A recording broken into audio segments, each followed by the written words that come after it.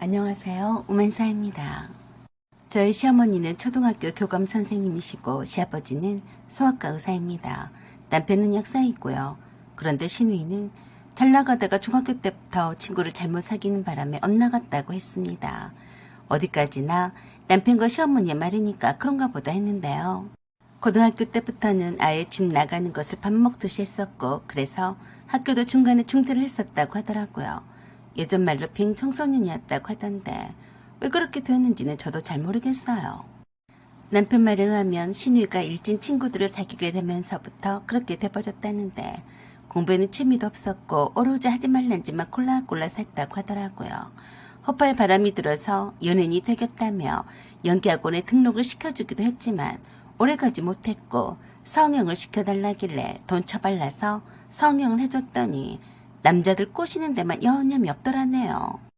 어린 것이 일찍부터 발랑 까져서 남자애들 우습게 알고 남자들 무서운 것도 모르고 머리에 피도 안 마른 것이 화장을 진하게 하고 머리에는 가발을 쓰고 삐딱구두를 신고 나이트클럽을 드나들었으니 시부모님도 두 손 두 발 다 들었다고 했습니다.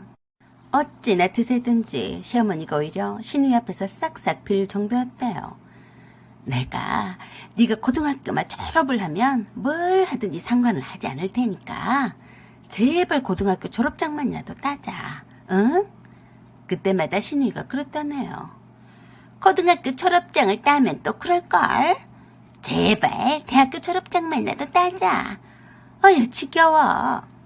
시누이 용돈도 끊어보기도 했다지만 용돈을 끊으면 후배들 삥이나 뜯고 편의점 도둑질을 해대니까 무서워서 용돈도 끊을 수가 없었다네요. 물론 성인이 된 이후에는 일절 돈을 주지 않았다고 했는데 뭘 해먹고 사는지 집에 들어오는 날이 적다 보니 알아서 살라고 냅둔다고 했습니다. 시어머니가 초등학교 교감이시라서 얼마나 교육하게 돼서는 박식하시겠어요. 시누이를 사람을 만들어 보겠다고 각종 심리 상담에도 끌고 가보고 정신과 의사한테도 데려가 보기도 했다는데 역효과만 났다고 했습니다. 뭐 사람이 꼭 남들이 다 가는 길로만 가란 법은 없지 않나요? 그래서 남편이 시누이를 문제아 취급을 할 때도 저는 그랬었어요. 아가씨가 자기가 보기엔 한심하고 문제가 있는 것처럼 보일지는 모르지만 자유영혼이라서 그런 게 아닐까? 사람이 다 똑같이 살면 그게 사람이야? 다 저마다의 개성 있는 법인데 그걸 자기 시각에 맞지 않는다고 해서 틀리다고 하는 건 모순이 아닐까? 아니야. 우리 집에 별종이야. 엄마가 그랬어. 아무리 생각을 해봐도 머리를 다친 것 같다고 말이야. 경계성 지능장애라는 게 있는데 모든 검사나 수치는 정상범위 나오긴 하지만 지능이 낮다고 할 수는 없고 그렇다고 해서 정상이라고도 할 수 없는 아직 확인할 수 없는 비정상적 지능장애인 것 같다고 하셨어. 그것도 어머니 생각일 뿐이지 지극히 정상인데 그렇게 몰아가신 것 아니냐? 그냥 아가씨가 공부를 하기 싫어서 안 한 것뿐이고 친구가 좋아서 일진 애들과 어울려 다닌 것뿐인데 꼭 보통 아이들처럼 착하게 공부하고 착실하게 학교에 다니는 게 정상적이라고 말할 수 없는 거 아니냐? 그러자 남편이 한숨을 크게 한 번 내쉬더니 그랬어요. 그 정도면 내가 말을 안 한다. 너는 모르는 게 나아. 그런가 보다 했어요. 결혼 전에도 그렇고 결혼 후에도 시누이가 나를 특별히 괴롭힌 적이 없었으니까 그렇게 생각을 했었는데요. 그건 얼마 지나지 않아서 그 생각을 바꾸게 되었습니다. 그날은 남편이 지방에 있는 모임에 참석을 한다며 집을 비운 날이었어요. 밤 10시가 훨씬 넘은 오밤중에 뜬금없는 벨소리가 울렸습니다. 누구세요? 홈오토 화면으로는 밖이 보이지 않아서 또 한 번 누구세요? 라고 큰 소리로 물었더니 문을 두드리는 소리가 났어요. 순간 혼자 있는데 겁이 나서 함부로 문을 못 열고 경비실 아저씨를 호출했습니다. 아저씨, 누가 벨을 누르고 문을 두드리는 것 같은데 밖에 아무도 안 보여요. 와주셔야겠어요. 드디어 경비 아저씨가 저희 집 문 앞에 도착을 해서 문을 열었습니다. 놀랍게도 문 앞에 쓰러져 있는 시누이를 발견하게 되었어요. 깜짝 놀라서 아가씨 어디 아파요? 정신 차려봐요. 아가씨. 그러자 다 죽어가는 목소리로 실눈을 뜨며 제게 그러더라고요. 언니 나 괜찮아. 기력이 없어서 그만. 들어가서 좀 누워있으면 될 거야. 아 그래? 그래 일단 어서 들어가요. 라고 하며 제가 거의 없다시피 해서 거실 소파에 누웠어요. 경비실 아저씨를 보내놓고서 제가 신우에게 물었어요. 어디가 어떻게 안 좋은 거예요? 정신이 좀 들어요. 하필 오빠도 없는데 119를 불러야 하나? 아가씨 말 좀 해봐요. 그랬더니 힘겹게 일어나는 것 같더니 소파에 고치 앉으며 그랬습니다. 언니, 내가 입덧을 하느라 못 먹어서 그런가 봐요. 뭐 먹을 거 없어요? 입덧이라니? 이 상황에 농담이 나와요. 그러자 갑자기 언제 그러냐는 듯이 초롱초롱한 눈으로 저를 쳐다보면서 그러더라고요. 언니, 입덧이란 거 몰라요? 저 임신했어요. 제 배 좀 봐요. 다들 내가 배를 보여줘야 믿는다니까. 이거 봐요. 결혼도 안 한 새파란 처녀가 아주 자연스럽게 임신을 했다며 자랑하듯이 말을 하는 게 좀 거시기 했습니다. 진짜로 임신한 거 맞아? 그럼 가짜로 임신했다고 말하겠어요? 나를 그런 눈으로 보지 말아요. 되게 기분 나쁘네. 그러겠지 말고 뭐 먹을 것 없어요? 라고 하며 벌떡 일어나서 주방으로 가더니 냉장고를 열고 내가 좋아하는 단팥빵을 집어내더니 입에 쑤셔 박았어요. 입덧? 입덧은 임신 초기 하는 게 아닌가? 그래서 물었습니다. 아가씨, 똥배 아니에요? 입덧은 임신 초기 하는 건데. 언니가 임신도 안 해봤으면서 뭘 한다고 그래요? 지금 5개월이 넘어갔는데도 아직도 입덧이 심해요. 5개월씩이나? 마치 걸씬 들린 사람처럼 냉장고에서 눈에 띈 것은 죄다 꺼내놓으면서 한 손으로는 먹느라 정신이 없더라고요. 아가씨, 며칠 굶은 사람처럼 왜 그래요? 내가 꺼내줄 테니까 좀 기다려요. 언니, 내가 몸이 둘이잖아요. 그래서 배가 고픈가 봐. 고기 좀 구워줘요. 막 땡기네. 아깐 입덧이라서 잘 못 먹는다더니 잘만 퍼먹었어요. 거기다가 내 신혼집에 처음 온 주제에 예의도 없이 고기를 구워달라니 참 유난스럽다 싶었습니다. 고기요? 이렇게 막 먹어도 되는 거예요? 아까는 다 죽을 듯이 쓰러졌으면서 이젠 괜찮은 거예요? 내가 이 몸으로 아주 못 먹었으면 이렇게 하겠어요. 나도 살려고 그러는 거예요. 아가씨, 어머니도 아가씨 임신한 거 알고 있죠? 엄마요? 몰라요. 정말요? 어머니랑 함께 지내는 거 아니었어요? 말도 마요. 내가 이 나이에 엄마랑 아빠 눈치를 보게 생겼어요. 엄마는 내가 어떻게 해보겠는데 아빠는 나를 소닥 보듯이 해요. 아주 나를 못 잡아먹 안달인데 내가 그런 집구석에 어떻게 버티겠냐고요. 그래서 집에 안 들어간 지가 꽤 되었어요. 네? 어머니는 아가씨가 조그만 회사에 다닌다고 하시던데요. 그래서 같이 지내는 줄 알았는데 아니었어요. 아휴, 힘들어. 무슨 말이 그렇게 많아요. 그럴 시간에 고기 좀 구워봐요. 고기 없어요. 오빠는 나나 육식파가 아니라서 챙겨놓고 먹지 않아요. 그러자 또 쓰러질 듯이 휘청이면서 배를 움켜잡고 다 죽어갈 듯이 기어들어가는 목소리로 그러더라고요. 언니, 정말 미안한데요. 나 어제부터 계속 굶었어요. 배고파 죽겠다고요. 삼겹살이랑 국밥이랑 시켜주면 안 돼요? 뜬금없이 이 오밤중에 찾아와서 거지 코스프레를 하고 있는데 황당했습니다. 그래도 뭐 이유에 어떻든 간에 임신한 몸으로 굶었다는데 해놓은 밥은 없어서 주문해줄 생각이었습니다. 알았어요. 밥이 없으니까 배달 음식을 주문할게요. 라고 하면서 배달 어플을 열려고 제 휴대폰을 들었는데 제게 그러더라고요. 언니, 내가 이제 금방 다 주문했으니까 음식이 도착을 하면 언니가 카드로 결제 좀 부탁해요. 내가 돈이 바닥이 나서 어제부터 쩔쩔 굶은 거예요. 행색은 명품으로 뒤집어 쓴 것처럼 보이는데 자칭 생거지라고 자랑을 했습니다. 어찌나 불쌍한 척을 해대는지 처음에는 깜빡 속았지 뭡니까. 얽힌 주제로 그깟 배달 음식비가 아까워서 다 죽어간 임신한 신우에게 박대를 했다는 소리는 듣기 싫어서 그러라고 했어요. 아가씨, 음식 오기 전에 내가 사과라도 깎아줄게요. 그러자 또 그러더라니까요. 언니, 사과를 먹으면 맨날 음식 못 먹으니까 안 먹을래요. 별꼴이야, 굶었다더니. 그러더니 또 끙끙거리는 소리를 내면서 거실 소파에 퇴짜로 누워서 그랬어요. 언니, 오빠 오늘 안 들어오지? 어떻게 알았어요? 오빠랑 통화했어요? 응. 언니 텔레비 좀 틀어봐요. 결혼 후 처음은 내 신혼집이 마치 자기 집이냐 누워서 아주 자연스럽게 입으로 시키고 자빠졌더라고요. 내가 TV를 켜주고 물었습니다.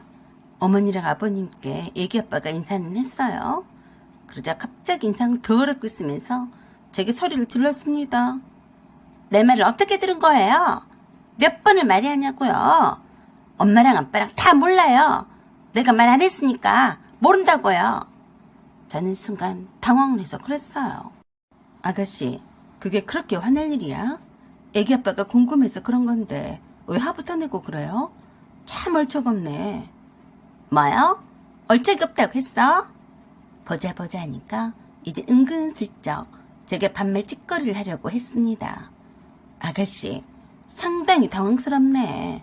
언제 봤다고 나한테 언성을 높이고 달려들어? 그러자 또 도발을 해오더라니까요. 아이 참, 정신 사나우니까 언니는 안방이나 들어가 있어. 나 텔레비전 보게. 이래서 경기성 지능장애가 있다고 한 걸까라고 생각했습니다. 그래도 저는 이런 꼴은 못 보네요. 아가씨가 뭔데 남의 집에 와서 이래라 저래라야. 그럴 거면 내 집에서 나가. 뭐? 내 집? 여기가 내 오빠 집이야. 내 집 좋아하시네. 완전히 웃기고 자빠졌네. 완전히 싸가지가 없었어요. 눈에 뵈이는 게 없는지 막 나갔습니다. 저보다도 나이도 훨씬 어린데 이런 싹퉁바가지는 그냥 못 지나가는 성격인데요. 그래도 신우가 처음 옳기는 집에 왔는데 뒷말은 안 나오게 해야 해서 조금만 참아보기로 했습니다. 그래서 좋은 말로 다 일렀어요. 아가씨, 몇 살이야? 또 피곤하게 남의 나이는 왜 물어요? 할 일 없으면 언니 볼일 보라니까 그러네. 그 말에 저도 모르게 본색이 나와버렸어요. 야, 이 싸가지야. 어디 언니가 묻는데 그렇게밖에 말 못해? 나한테 죽고 싶냐? 그랬더니 대급박을 나한테 들이밀고 그래, 나 죽고 싶다. 어디 죽여봐. 그래서 들이미는 얼굴을 한 손으로 들어서 다른 한 손으로 세게 뺨을 후려 갈겼습니다. 그대로 거실 바닥에 나 뒹굴더니 또 나한테 대급박을 들이밀었어요. 갖다 대주는데 뭐 어쩌겠어요. 또 다른 한 손으로 있는 힘껏 다른 쪽 뺨을 갈겨버렸죠. 또 대급박을 갖다 대주면 또 갈겨버릴 참이었는데 마침 음식이 도착을 했습니다. 야, 이 싸가지야. 나한테 더 맞을래? 얼른 나가서 음식값이나 결제해. 그랬더니 아파트가 떠나갈 듯이 아글아글 싸대며 울어젖혔습니다. 밖에서 음식 배달 기사가 배를 계속해서 누르길래 제가 먼저 나가서 음식을 받았습니다. 찜닭이었어요. 그건 제가 계산을 해줬습니다. 이건 내가 올케로서 사주는 거니까 이거 퍼먹고 얼른 나가. 알았냐? 퍼즐로 울어제껴도 눈 하나 깜짝하지 않는 나를 보더니 적잖이 당황을 한 것은 신우이였습니다. 억지로 우는 신용도 힘이 들었는지 양쪽 볼때기가 뻘건 상태로 나를 째려보면서 찜닭 포장을 풀고 자빠졌더라고요. 그때 또 벨소리가 나서 내가 나가봤더니 글쎄 또 족발도 시켰더라니까요. 야, 싸가지. 족발도 시켰냐? 네가 결제해. 아저씨, 저 싸가지가 주문한 거니까 저 싸가지한테 카드 받으세요. 라고 하니까 저를 죽어라 째려보면서 카드를 내놓더라니까요. 그래서 제가 그랬어요. 칵! 눈가를 파버릴 거라니까. 너는 네 오빠도 없겠다. 나한테 잘못 보이면 뒤졌어. 나도 모르게 신우가 얄미워서 막 질렀는데 깜빡했지 뭡니까? 거기에 배달기사가 있었다는 사실을요. 순박해 보이는 아가씨인가 아줌마인가 헷갈리는 여자가 걸쭉한 험한 말을 내뱉자 눈이 휘둥그레져서 얼른 결제를 하고 나가더라고요. 족발까지 다 먹으려고 포장을 뜯고 있길래 제가 낚아챘어요. 야, 찜닭만 먹고 얼른 꺼져. 맘 같아서는 널 들어서 싹 던져버리고 싶은데 네가 임신을 했다고 하니까 봐주는 거야. 너 반대로 말해. 여기는 왜 왔냐? 나 여기서 아기 나올 때까지 살러 왔어. 안 됐다. 신혼인데 내가 회박나서. 누구 맘대로. 너 지능 떨어진 거 맞네. 뭐? 지능 떨어져? 누가 여기 살라고 했냐? 그래, 오빠가 여기서 살라고 했다. 거짓말 같냐? 그럼 직접 물어봐. 그래서 남편에게 전화를 했어요. 남편이 한참이나 있다가 받더라고요. 여기 사람들과 맥주 한잔 하고 있었어. 왜? 아가씨가 자기가 여기 와서 살라고 했다던데 네가 그러라고 했니? 아, 은희가 벌써 왔냐? 그랬어, 안 그랬어? 저기 말 들어보니까 난처한 지경이더라. 지금 엄마랑 아버지는 은희가 술집에 나가는 줄은 모르시거든. 불쌍하니까 당분간 우리가 데리고 있자. 어? 네가 내 허락도 없이 아가씨가 우리 집에서 살라고 했단 말이야? 그럼 어떡하냐? 은희가 기들더라고 나밖에 없는데. 하필 자기 집을 놔두고 왜 우리 신혼집이니? 은희가 집이 어디 있어? 집 나온 지 한참이나 됐어. 우리 엄마랑 아버지가 은희가 술집에서 알바를 하고 임신을 한 것을 알면 아마 쓰러지실 거야. 잠시만이야. 자기가 그 정도는 이해를 해줄 수 있잖아. 웃기고 있네. 부모도 이해를 못하는 것을 남인 내가 어떻게 이해를 하냐? 너도 네 멋대로 했으니까 나도 내 멋대로 할 테니까 후회는 하지 마라. 끊어. 남편과 통화를 하는 사이에 신우가 어디로 갔는지 안 보였어요. 가만히 보니까 안방에 들어가서 내 침대 위에서 퇴짜로 누워서 누군가와 통화 중이었습니다. 일부러 엿들었어요. 어머, 자기야, 왜 이제 연락해? 나 언제까지 숨어 있어야 해? 그냥 자기 마누라는 이혼해버려. 내가 자기 마누라는 어떻게 해보겠는데? 고년이 아줌마 부대를 끌고 다니는 바람에 내 꼴이 말이 아니잖아. 자기 마누라한테 들키면 내가 맨날 자기 마누라를 피해 다녀야 해? 아니, 난 몰라. 오빠가 엄마가 다닌 학교나 아빠 병원에 와서 난동을 부릴까봐 걱정이 태산이야. 근데 말이야, 세상에 살다가 자기 마누라 같은 여자가 여기 또 있더라. 올케가 아니라 마귀 할멈 같아. 우리 오빠 집인데 날 못 잡아먹어 안달이라니까. 천하의 타근이가 이 꼴이 날 줄 어찌 알았겠어. 어떡할 거야? 그냥 우리 둘이 다른 나라로 도망가서 살면 안 돼? 뭐? 돈을 다 압수당했다고? 미쳤어? 돈 없이 어떻게 살아? 어찌나 길게 심각한 통화를 해대던지 무슨 사연인지 싹 알겠더라고요. 술집에서 알바를 하다가 돈 좀 있는 늙은 아저씨를 꼬셔서 돈 받고 살림을 차려서 살다가 임신까지 했는데 그 사람 마누라가 아줌마 부대를 이끌고 쳐들어오는 바람에 남편에게 SOS를 쳤고 남편은 당분간 진정이 될 때까지 내 신혼집에 피신해 있어도 된다고 허락을 한 것이었어요. 남편이 신우이를 그렇게도 심란하게 생각을 했어도 이렇듯 형편없는 인간인 줄은 몰랐어요. 세상에 살다가 이런 여자는 처음 봅니다. 대충 넘어가다가는 죽도 밥도 안 될 것 같아서 제가 새에게 나서기로 맘먹었어요. 일단 인정상 그 오밤중에 내쫓을 수가 없어서 찜닭이든 족발이든 실컷 처먹이고 잠들 때까지 기다렸어요. 뻔한 거 아니겠어요? 신우 핸드폰 잠금 패턴을 유심히 눈여겨봐뒀다가 잠이 든 사이에 몰래 열어봤어요. 아기 아빠의 전화번호를 따내려고 말이죠. 아기 아빠 좋아하네. 늙은 곰땡이 아저씨였습니다. 그리고 제가 그 나쁜 놈에게 전화를 했어요. 밤늦게 죄송합니다만 김영삼씨 맞습니까? 누구요? 아, 여기 택배인데요. 주소가 잘못 표기가 되어서 반려가 되어서 확인자 전화드립니다. 주소 좀 불러주시겠습니까? 뭔 택배인데 그러요? 그건 모르겠어요. 보내주신 분이 주소를 잘못 적으신 것 같습니다. 라고 하자 순순히 불러주더라고요. 참 쉽죠? 역시나 주소가 아파트라서 제가 다음날에 바로 그 집으로 달려갔습니다. 김영삼씨 부인에게 여시같이 여차여차 일러주고 찾고 있는 그 몹쓸 것이 제 신혼집에 피신해 있으니 알아서 찾아가라고 했어요. 그저 부지런한 아줌마 부대가 그새 출동을 했습니다. 그것도 모르고 소파에서 퇴짜로 퍼질러 있던 신우이가 아줌마 부대를 보자 바닥에 머리를 쳐박고 손을 싹싹 빌더라니까요. 고성이 오가고 시끌사끌해서 제가 그랬어요. 이 싸가지가 내 남편의 여동생이긴 하지만 감사줄 생각은 눈꼽만치도 없으니까 데리고 나가서 저의 시댁으로 끌고 가세요. 동네 창피해 죽겠어요. 제가 내민 시댁 주소로 신우이를 끌고 가라고 했더니 신우이가 나 같은 독종을 생전에 처음 봤다고 울고불고 난리를 쳤습니다.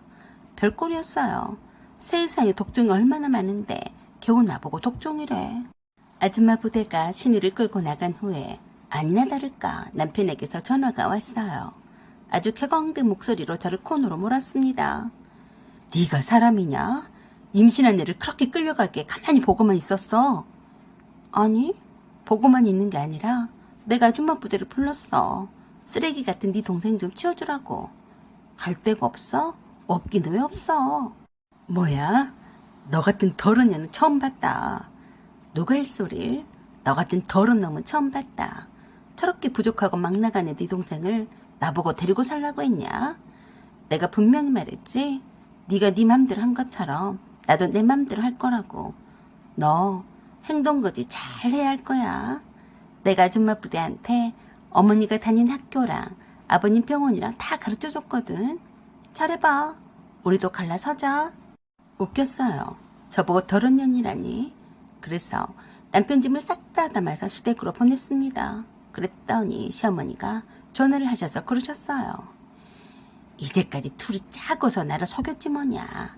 세상 할 짓이 없어서 남의 첩질이 나다니. 말이 되는 소리냐? 내가 너 아니었으면 계속 모르고 살 뻔했다. 내 아들은 또 뭐가 문제라서 쫓아냈냐? 자기도 통제를 못하는 동생을 저 의논도 하지 않고 들어와 살라고 한 죄예요. 보통 큰 죄가 아니죠. 결혼 초반에 이러면 나중에 더 하겠죠. 그래서 아드님이랑 이혼할 거니까 짐 보냈습니다. 안녕히 계세요.